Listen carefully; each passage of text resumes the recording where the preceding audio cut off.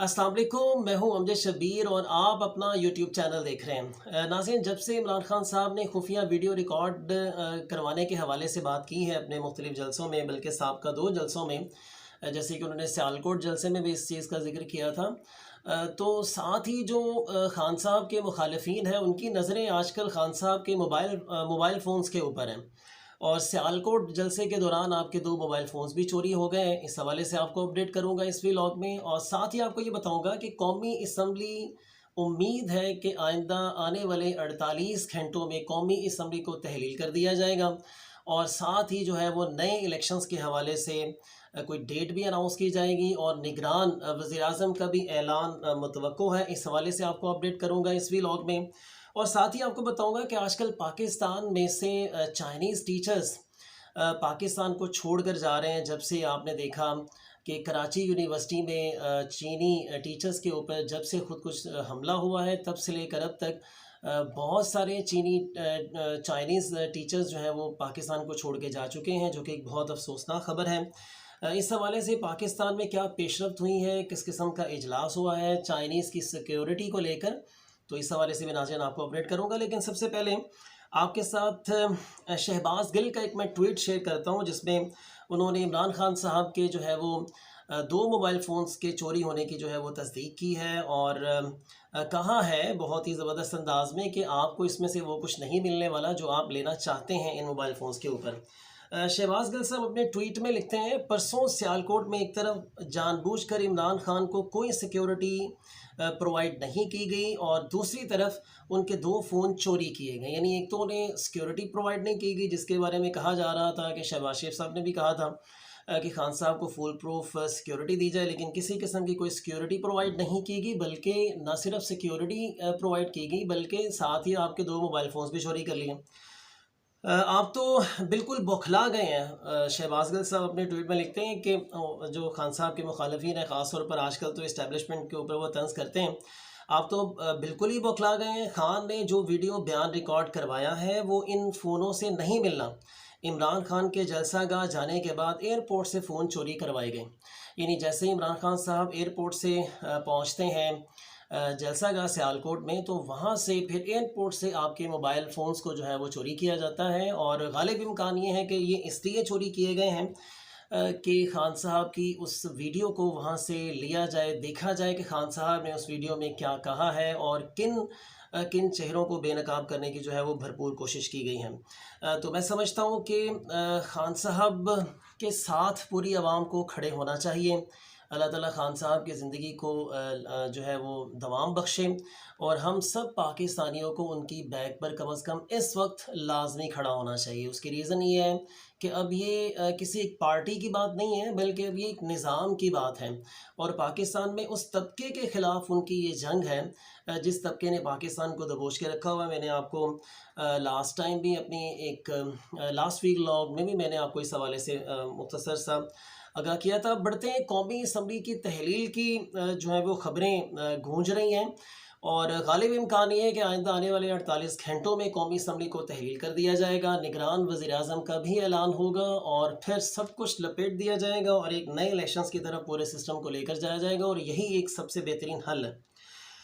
तो नाज़रीन, सबसे पहले ख़बर सुने। कौमी असम्बली की तहलील का गालिब इम्कान है, क्योंकि हुक्मरान इत्तेहाद में शामिल कोई सीनियर रहनुमा पेट्रोलियम मसनूआत पर दी गई सब्सिडी ख़त्म करने के हक़ में नहीं है, क्योंकि उन्हें शदीद महंगाई का डर है। तो ये खान साहब की उस वक़्त की एक प्लानिंग थी, क्योंकि मेरा जहाँ तक ख़्याल है कि खान साहब को पता था कि जो साजिश चल रही है अमेरिका से वो कैसे कामयाब हो सकती है, और उसके अलावा जो है वो अदम एतमाद की तहरीक अगर कामयाब हो जाती है, तो फिर मैंने इस सारे सिस्टम को नाकाम करने के लिए खान साहब ने उस वक्त ये पेट्रोलियम मसनूआत पर जो सब्सिडी दी, ये उनका एक प्लान था जो आज मौजूदा गवर्नमेंट की गले की हड्डी बना हुआ है।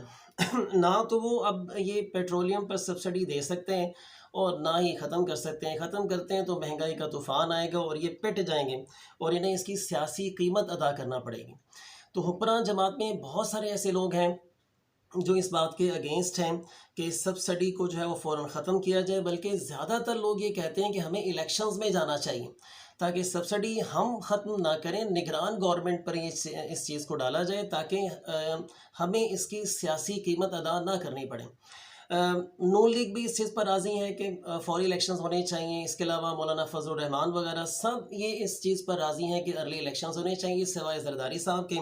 اب زرداری صاحب نے پتہ نہیں نواز شریف سے اور شہباز شریف سے کون کون سے بدلے لینے ہیں، اور وہ اس چیز پر اڑے ہوئے ہیں کہ نہیں ابھی جو الیکشنز ہیں اس کو 2-2.5 ماہ 3 ماہ جو ہے وہ ڈیلے کیا جائے، کچھ جو ہے وہ اصلاحات کی جائیں الیکشنز کے حوالے سے، ووٹنگ کے حوالے سے، دین پھر جو ہے وہ الیکشنز میں جانا چاہیے۔ وہ ابھی فی الحال اڑے ہیں، لیکن ان کے علاوہ یعنی زرداری گروپ کے علاوہ باقی سب لوگ یہ چاہتے ہیں کہ فوری الیکشنز ہونے چاہیے۔ وزیر داخلہ رانا ثناء اللہ بھی اس چیز کا عندیہ دے چکے ہیں کہ فوری الیکشنز جو ہیں وہ ہو بھی سکتے ہیں۔ ہم لوگ اکیلے جو سبسڈی ختم کرنے کی جو ہے وہ رسک نہیں لیں گے۔ اگر ہم ایسا کرتے ہیں تو بہت زیادہ مہنگائی آئے گی، اور اس کی قیمت، اس مہنگائی کی قیمت ہمیں سیاسی قیمت کی طور پر جو ہے ہمیں ادا کرنی پڑے گی۔ الیکشنز میں ہمیں بہت مار پڑنے والی ہیں۔ ناظرین اب بات کرتے ہیں چائنیز ٹیچرز کے ملک چھوڑنے کے حوالے سے۔ ناظرین چائنیز پر اس سے پہلے بھی بہت سارے حملے ہوتے رہے، انہیں قتل کیا جاتا رہا، بم بلاسٹ ہوتا رہا، سب کچھ ہوتا رہا، لیکن چائنیز کبھی پاکستان کو چھوڑ کر بھاگتے نہیں تھے، نہ ہی کبھی پہلے بھاگیں۔ اب ایسی کیا ریزن آ گئی ہے، ایسی کون سی پرابلمز پاکستان میں کریٹ ہو گئی ہیں کہ چائنیز ٹیچرز اور چائنیز جو دوسرے لوگ ہیں وہ پاکستان کو چھوڑ کر جانا چاہتے ہیں؟